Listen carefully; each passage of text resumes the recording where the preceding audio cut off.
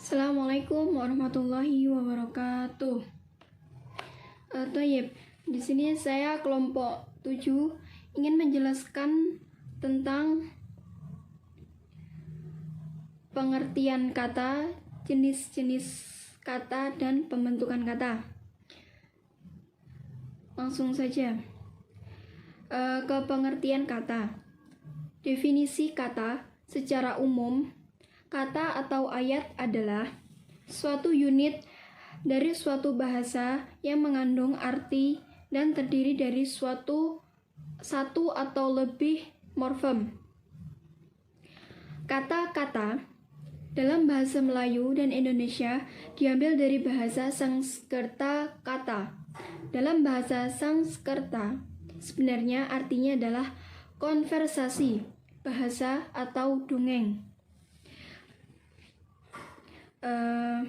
Kemudian dalam Kamus KBBI atau Kamus Besar Bahasa Indonesia, kata adalah kumpulan beberapa huruf yang memiliki makna tertentu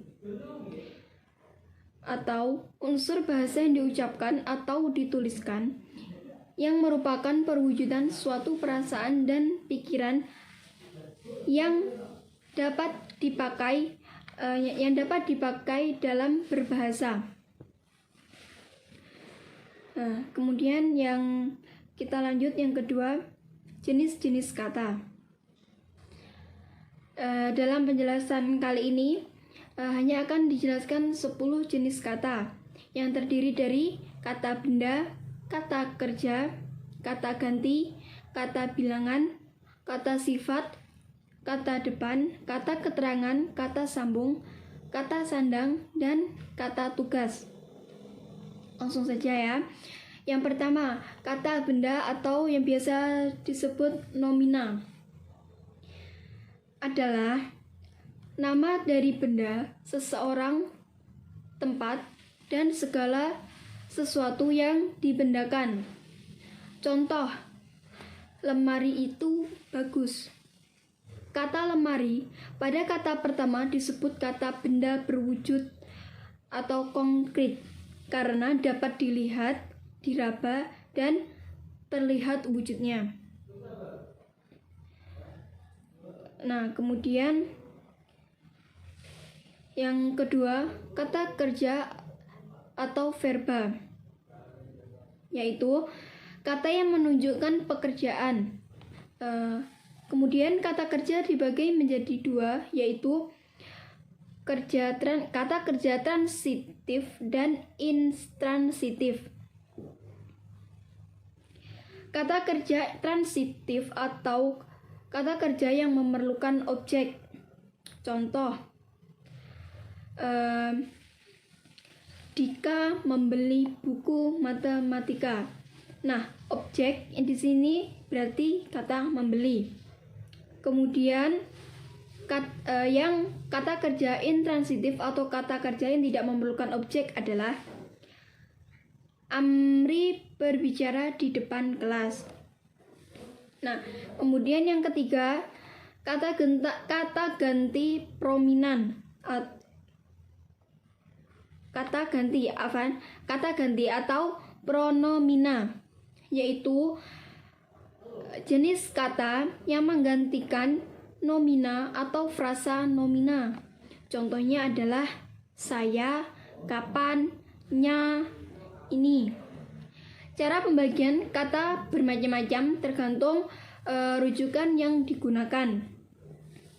Berikut adalah salah satu penggolongan pronomina.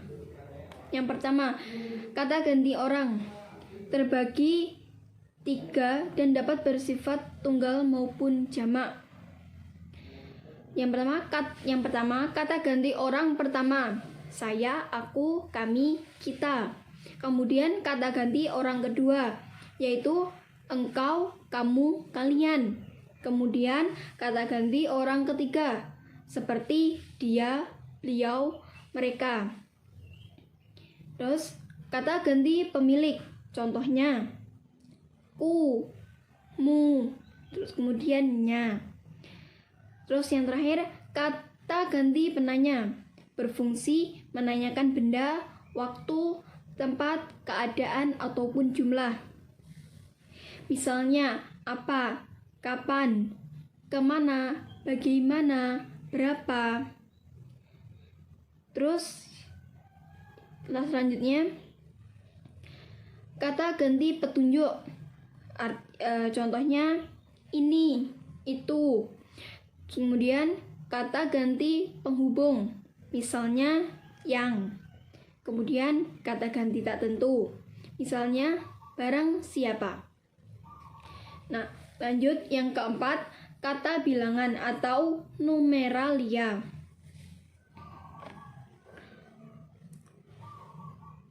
Numeralia atau kata bilangan adalah kata yang menyatakan jumlah benda atau urutannya dalam suatu deretan. Jenis numeralia yang terdapat dalam bahasa Indonesia yaitu numeralia tentu, kemudian numeralia tak tentu, dan numeralia tingkat. Terus kemudian saya jelaskan di sini tentang numeralia tentu, yaitu kata yang menyebutkan bilangan yang menunjukkan jumlah tertentu. Contohnya 1, 4, 10, 20, 100, dan lain-lain. Kemudian numeralia tak tentu, yaitu numeralia yang belum diketahui secara jelas atau besarnya atau jumlahnya. Contoh, banyak, sedikit, semua, berapa. Kemudian numeralia tingkat kata bilangannya yang menyatakan tingkat. Contoh pertama, kedua, ketiga. Kemudian selanjut yang kelima, kata sifat atau biasa yang disebut adjektiva. Kata sifat atau adjektiva adalah kelas kata yang mengubah kata benda atau kata ganti. Biasanya dengan menjelaskannya atau membuatnya menjadi lebih spesifik. Kata sifat dapat menerangkan kuantitas, kecukupan, urutan, kualitas, maupun penekanan suatu kata. Contoh, wajahnya cantik, tubuhnya sangat tinggi. Dalam kata sifat, terdapat tingkat perbandingan untuk menunjukkan lebih, maka kata sifat itu dibantu oleh kata lebih. Misal, harga buku itu lebih murah daripada harga tas. Untuk menunjukkan tingkat paling tinggi dalam perbandingan itu,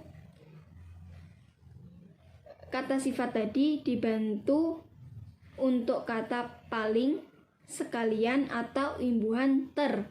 Contoh, dia adalah siswa terbaik di sekolahnya.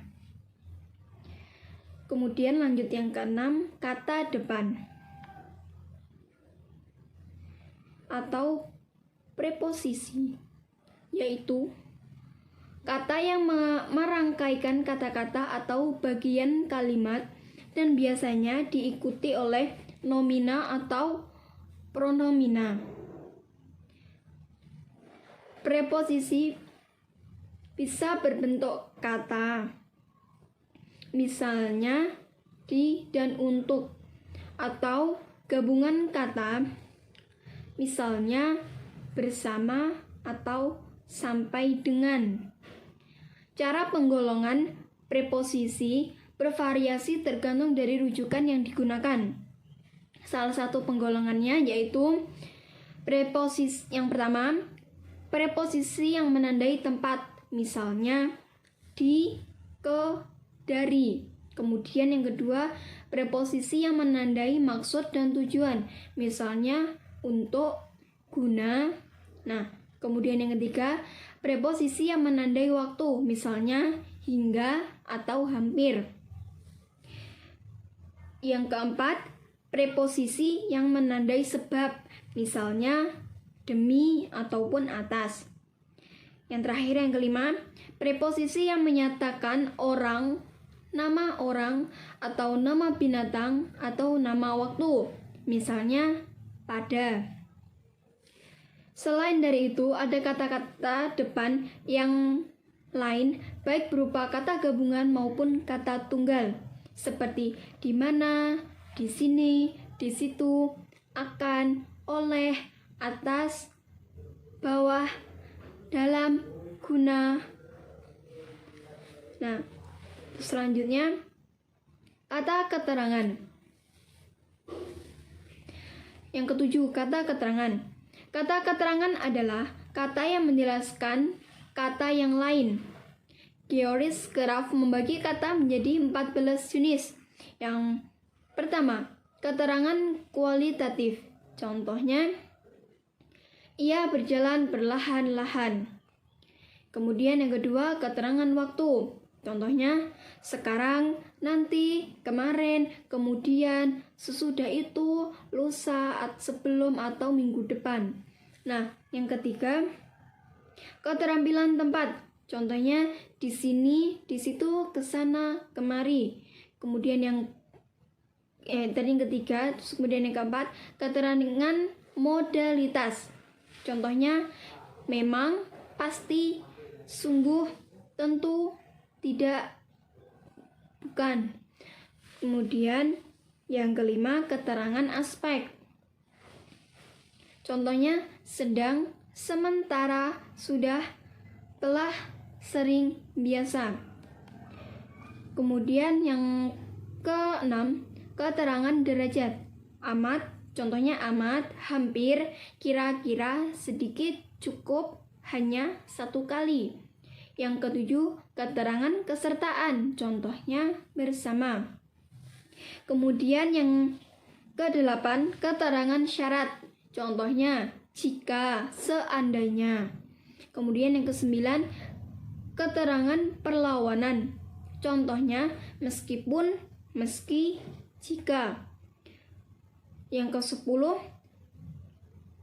keterangan sebab, contohnya sebab, karena, oleh, karena. Kemudian yang yang ke-11, keterangan akibat, contohnya sehingga. Kemudian keterangan tujuan, contohnya supaya, agar, untuk, hendak. Kemudian yang terakhir, keterangan perbandingan, seperti, contohnya sebagai, seperti, bagaikan. Lalu kemudian kata sambung atau disebut konjungsi, yaitu kata yang digunakan untuk menyambung atau menghubungkan kata dengan kata, kalimat dengan kalimat, paragraf dengan paragraf, ide dengan ide, ide-ide dengan ide-ide, dan sejenisnya. Kemudian ada beberapa ragam kata sambung. Yang pertama, kata sambung asal. Yang kedua, kata sambung jadian atau bentukan. Kemudian lanjut yang ke-9, kata sandang atau artikula. Kata sandang itu tidak mengandung suatu arti, tetapi memiliki fungsi. Kata sandang bisa digunakan untuk mendampingi kata benda dasar nomina yang berbentuk dari verba promina atau verba pasif.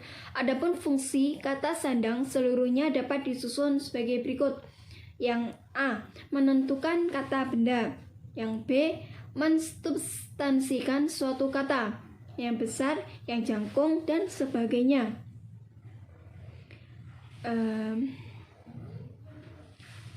Kemudian yang terakhir, kata tugas.